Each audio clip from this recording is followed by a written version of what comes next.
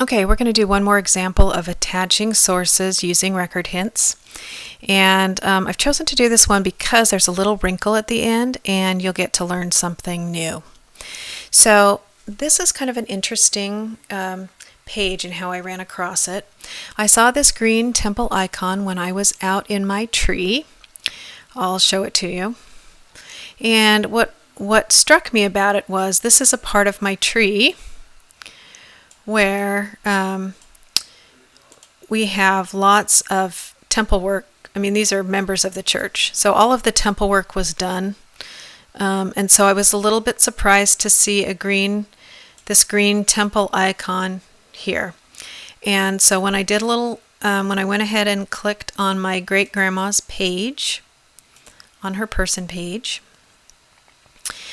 and I went to scroll down, there was another child listed along with my grandmother, who I had believed was the only living child, and she was. And so this child has been placed in Family Tree, and I'm going to go ahead and click on the person page for this child. And someone recently just put this in here based on a death record. So here's the source right here. And if I go ahead and look at this death record, I can see that this was a baby who was born to my great-grandmother and my great-grandfather in 1921. The birth date and the death date are listed on the same day. I can go ahead here and actually see the picture of the record, and I'm going to go ahead and just look at it. Baby was unnamed, and here's the basic information, and again just confirming father and mother. And then also marked here that it was a stillborn child, not seen alive, and then the dates. All right, so that's interesting. I'm going to go ahead though and go back to the person page, and let's go ahead and clean this up while we're here. And what I'd like to do is attach these two other record hints and just verify that everything is correct. And we're going to do it a little different way this time. So we're going to actually work with open both of them at the same time. So I'm going to go ahead and click Show Details. And remember, when you do that, it lists all of the record hints that are currently available. And then what I'm going to do is, normally we would just click here on this link and look at the record.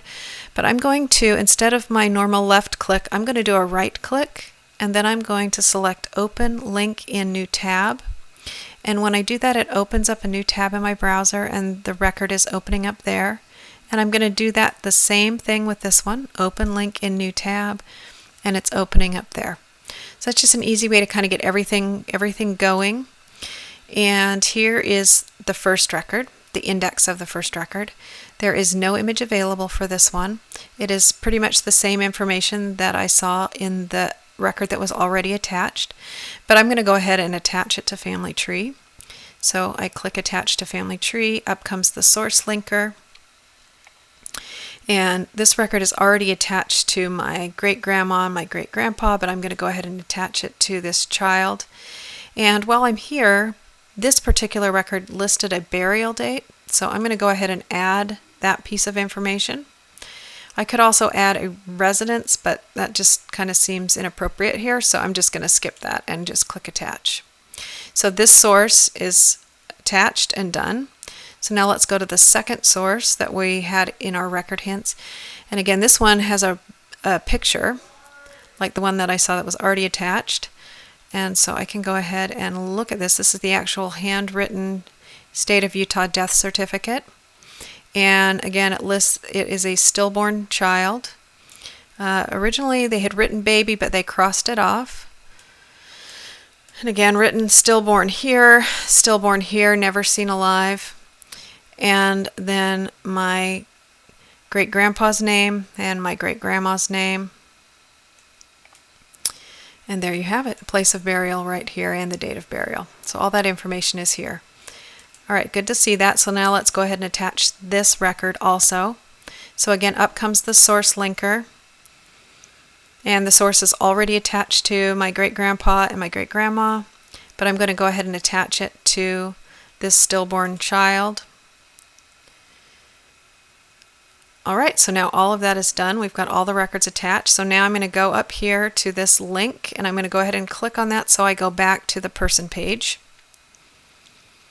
And now once the person page opens, we will see 3 sources now attached. So we have the one that was attached previously, and then these 2 that were in the record hints are now attached. Alright, now there's one more thing that we need to do. If we go to the temple ordinance work, right now it is telling us that baptism, confirmation, all this is not needed, and that's because unless a person lives to the age of 8, they do not need those temple ordinances. However, they would still need a sealing to parent. But actually, in the case of stillborn children, the church's policy is that there is no temple work to be done. So we need to make that notation here so that those temple ordinances are no longer needed. So I'm just going to make sure everything's in standard form. This burial is not in standard form, so I'm just going to really quickly fix the date, because when it came over with the source, it was abbreviated. But everything looks good. So we have the birth date, the death date, and the date of burial, all perfect, with all tagged with their sources. So where we put the stillborn information is here in the other information. So you go ahead and you click Add here in the other information box, and here is stillborn. I'm going to go ahead and select stillborn, and it's going to ask me to enter the date, which of course is the same as the one given above, 17 March 1921. Stillborn place, we need Salt Lake City, Utah. And I'm just started typing till up came what I wanted. Now I can just click on it and fill it in. And then it's asking me to explain. And I'm just going to put stillborn listed on the death certificate.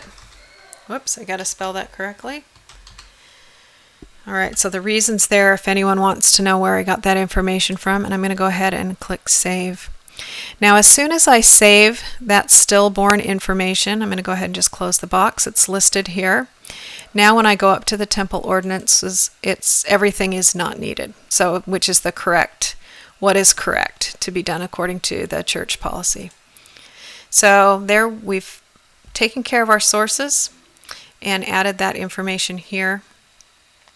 And we've gone ahead and made sure that no extra ordinance work is done.